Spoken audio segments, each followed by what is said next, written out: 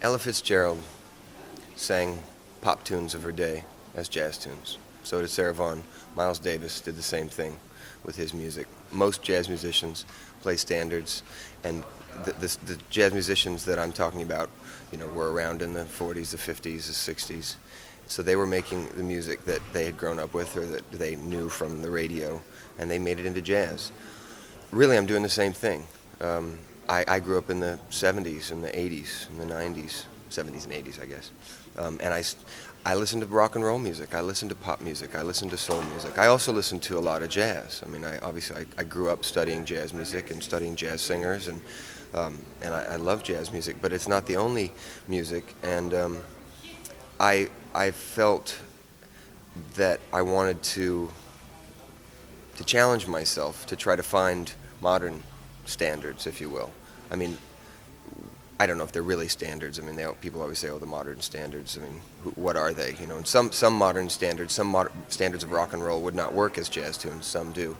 I just went looking for the ones that did, and ended up finding hundreds, and had to narrow it down to 10 on this. Originally the album was supposed to just be modern songs, but when you get into the studio, things happen, and maybe you play an Irving Berlin tune, or you play a Sammy Cahn, Julie Stein tune, because you're musicians and you know the songs, and they ended up being things that I liked, so I kept them. And I feel that Bob Dylan and Merle Haggard and Lennon McCartney sit well right next to Irving Berlin and Sammy Cahn. It works for me. So At least they use the same notes, don't they? it's same instruments, same. I mean, if you have great songs and a great band and hopefully a great singer, then you should be able to make good music out of it, whether it was written today or it was written in 1930. Going back to when you started tenor sax,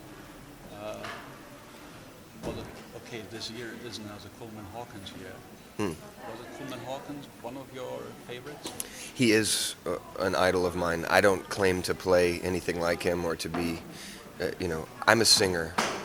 And I play saxophone sometimes. I like my saxophone playing, but I'm not a jazz saxophone player. I would say I'm a rhythm and blues saxophone player, and I can make it work within my jazz on certain tunes, and other tunes, I'm a singer. I'm a scat singer, and my manager always says, "Oh, don't put down your saxophone playing."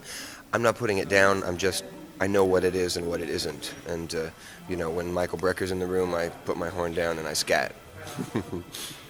But I love Coleman, and I love Gene Ammons, and I love Lester Young, and on and on. I also grew up listening to Grover Washington Jr. and David Sanborn, and because that was what was around when I was a kid. So I like a lot of different types of music, and I don't see a reason to dislike one kind of good music because you like another kind of good music. I listen to Pavarotti, and I listen to Johnny Rotten, and I listen to Elton John and Al Green and B.B. King. So when you started, did you want to become a singer or a sax player? I wanted to be a piano player, but we didn't have one. So I started out playing clarinet in the school band, and shortly after that, my mother somehow managed to afford to buy me a set of drums. So I was actually a horn player first, and then a drummer. The singing, early on, a choir director discouraged me. She said I wasn't good enough to be in the choir, and maybe I should consider being in the band. So I didn't sing in front of people for a long time until I was maybe 15 or 16 years old. I started singing in the choirs again. But back in the back of my mind, I idolized singers. I idolized whether they were soul singers like Aretha Franklin or Gladys Knight or Stevie Wonder or rock and roll singers. I wanted to be Robert Plant, but I wanted to be very quietly in my basement with my headphones on without anybody listening. So I was a horn player first, really, in bands. Well, actually, drums first in bands. Then I started playing saxophone in soul bands and rock bands and rhythm and blues bands and blues bands. And then I started stepping up and singing a little bit, and people liked it, and I felt comfortable doing it. So I learned to be a singer as a sideman, where I could just sing 3 or 4 songs a night and just sort of dip my toe in the water instead of jumping all the way in. And that was really lucky for me. I was able to just experiment a little bit and not have to be the front man. Then when I became the front man, I had to learn a whole new craft, a whole new thing. But at least I'd had that practice on stage. People might say, if they listen to that record and haven't heard anything before, oh, there's another guy trying to do it now with a horn like Chet Atkins did, Chet Baker. Chet Baker. Chet Atkins. Yeah, it was great. Chet Baker did with his trumpet. Well, Chet is a hero of mine. I'd love to be, if I'm compared to him, wonderful. I mean, my voice sounds totally different than his, and he's a much better trumpet player than I am a saxophone player. You're a trumpet player. Yeah, believe me, better than my trumpet playing. Saxophone is just something that I always have done, and I started out making records as a pop singer who played saxophone, and people know me for my saxophone playing as well. And they're my records, so even if I'm not Michael Brecker, or even if I'm not Coleman Hawkins, I get away with it because they're my records. I don't play records or saxophone on other people's records because no one asks me. But it's Chet is a real a big influence on me, especially the way I sing jazz these days. His simplicity, his approach to the song, as opposed to his playing, or his singing. It was always about the song and delivering the story, and that's the kind of singer that I am, really. I come from, although I can scat sing and I can keep up with just about anybody in jazz in that end of things. Really, for me, I come from Frank Sinatra and Nat King Cole and Tony Bennett, Chet Baker, people that really tell stories. So when you decide which songs to put on the record, what is it? Is it the tune? The words? It's all? It depends on the song, first of all. Okay, let's do it with Crazy Moon. Crazy. Because I think that's one of the most peculiar songs. It's first of all, it's very, just structurally, Crazy Moon's very much like a standard. It's got a verse, bridge, and then a partial verse. Very much, although it's a different, it's certainly a country song, but and Merle Haggard is a country songwriter. It still has kind of an old school makeup, a structure that works really well with jazz. That was the first thing I noticed. And then just the melody's beautiful. The story it's a great story. I responded to it immediately. I heard it and, oh, yeah, I know who that guy is. I know, and I knew that I could get in his skin and tell a story with that song my own way, a different way than Merle did. And that's what I look for. I look for a way to tell a great story that will be emotional and honest and moving. So why don't you put up some more own new songs?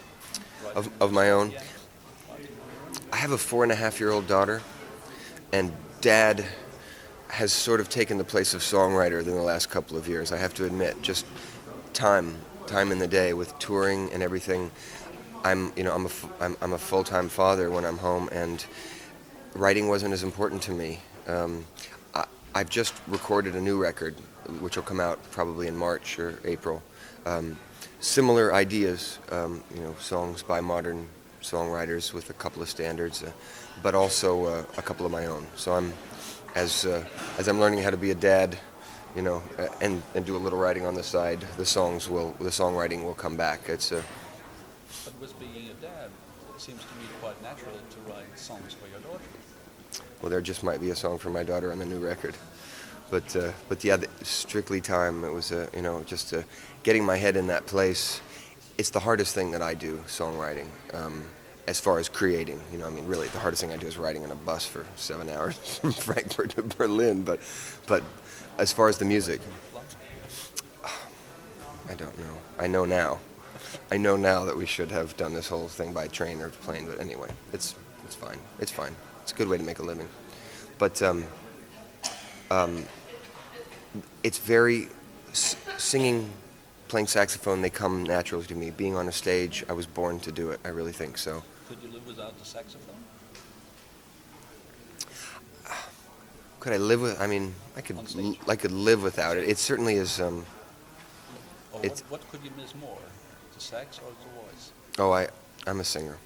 I'm a singer. I can tell a story so much better. I mean, I love to play the saxophone, and sometimes there are periods where I don't really care about the horn, and I don't play it for, weeks at a time, whereas I'm always singing. So the singing is certainly the most important thing for me. But I play saxophone. I started doing it when I was 10 years old, so I've been doing it for 29 years. It'd be sort of hard to just stop doing it completely, so I'll always play it in some degree. What made you decide to become a professional musician? What was the drive behind that? What is still the drive to keep on this?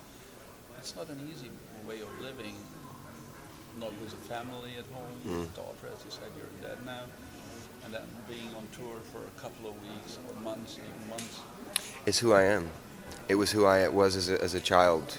Music was everything to me. Music, it all kept coming back to music. I played sports and I studied in school. I was a pretty good student, but by the time I was 16, 15 really, I was making money playing music, and I was doing it all the time. Every free hour it was music, either listening, learning, playing. It's just who I am. It's not that I've chosen to be a musician, it's just that I am a musician. It's just who I am. And that's the only way I can explain it. I don't do anything. I do other things. I race bikes and bicycles, and I have other interests, and I'm a dad now. I do that more than anything. And that's great. But this is what I do, and this is so much. I always say it beats working. It's a great job. I get paid to do what I love to do, and yeah, the touring can be painful, to being away from my family and lack of sleep and that. But still, I'd rather do that than be sitting in a cubicle, working on a computer for somebody else. I do what I love to do. I make music, and God, I'm lucky. Is there still a dream in music which you haven't just fulfilled yourself? Is there a special thing you would like to do in music which you haven't fulfilled yet? I can't tell you a specific thing, but a new dream. What keeps the music interesting for me is that a new dream comes up every day or every month or every year. I hear something and I say, oh my God, yeah, I want to do that. And in the mid-90s, I was having a lot of trouble with my record company. I was making pop records, and they wanted me to make records that I didn't want to make. They wanted me to make slick pop records, and I wanted to make more singer-songwriter type of records, and they would not leave me alone with it, and I didn't get to play, I didn't get to tour. It was a nightmare. I sat home and I played guitar. I taught myself how to play guitar, and it became a dream of mine to make a record of singer-songwriter type material and go out and play solo acoustic tours. And that's what I did. That was a dream. I fulfilled it. Only about 10 people bought that album, so it wasn't the most financially successful experience. And that's about the time that I really found my way back full-time to playing jazz, and realized that was really where my future was in recording. But I don't know what the next one will be. I could turn left. Music is such an open thing for me. I do know the difference between jazz and pop music and soul music and rock music, and I have drawn the lines very firmly at times in my life, but at this point in my life, I feel as though I can sort of let those lines blur and cross things and just try new things. I'm not doing anything crazy. I'm not doing anything that. There are plenty of other jazz singers that are singing modern songs. It's not like I'm the first. Although I think I'm the first Merle Haggard cover in a jazz singer. I think I'd have to be. I can't remember. I don't think Bill Harrison did one though. It was pretty. I felt pretty good about that. Although I played this record today, the Merle Haggard I played today to a country fan, to a country singer, and he liked it. Good. All right. Good. This was my test of to see fans. see if I destroyed it. Well, music is music. A good song is a good song, and it doesn't. You could sing Blue Skies as a country song if you wanted to. Well, they did. Yeah. Well, Willie Nelson's covered it, hasn't he? Blue Skies. Although Willie's kind of a jazz musician himself as well. Well, he certainly has. He certainly blurs the lines and. Links like Django Reinhardt did. It's true. It's It's a good point. incredible. Yeah. So is there any I can't think of, but I asked the question, is there any box you could put yourself into? Well, I mean, you're not really jazz, you're not pop, you're not country, you're a musician. well, I think I'm all of them. I mean, I definitely am a jazz singer. I could stand up with a big band and sing standards all night, so I can do that. But I am also. It's not that I'm not any of those. It's maybe that I'm all of those. I mean, I think I'm a good blues singer. I think I'm a good jazz singer. Actually, I think I'm a great jazz singer. That's the thing that I'm the best at. I'm a pretty good pop singer. I can sit around and play my guitar and pretend like I'm Loudon Wainwright or Neil Young, but I'm not. I'm not that good. But I am a musician, and I love good music. I love music that's honest and emotional and real, and it doesn't matter if it's Elvis Costello or Joe Jackson or Pavarotti or I listen to everything. Johnny Cash. I like Johnny Cash. Why not? How long will this tour be going on? This will finish. We'll finish in New York next Friday, so it will have been a month-long tour. We did 2 weeks in England, do a week here in Germany, and then a few days in Scandinavia, and then we've got a little one-nighter in New York City on Friday, and then I'm home. I'm home until the middle of January, which is nice. I get to be a dad for a couple of months, and then on the road again is Willie Nelson. States or No, though that'll be a month in England. I've got a month-long tour in England, and then soon after that, when I get home, my new record will come out in the States. It's planned for March 1st, and I'll hit the road pretty soon after that. I'm trying to keep the tours short. I can go out a lot as long as they're short because I need to be home. I need to see my daughter, and when it's longer, they come out. My wife and daughter will just come out on the road and spend some time. But it's harder and harder to do that as my daughter gets older and as my wife gets sick of being on the road. and your daughter has gone to school and a few times, Yeah. a few years. Yeah. Okay, thank you very much. Well, thank you. Thanks. Lovely. It was easy. Thanks for asking such good questions. Sometimes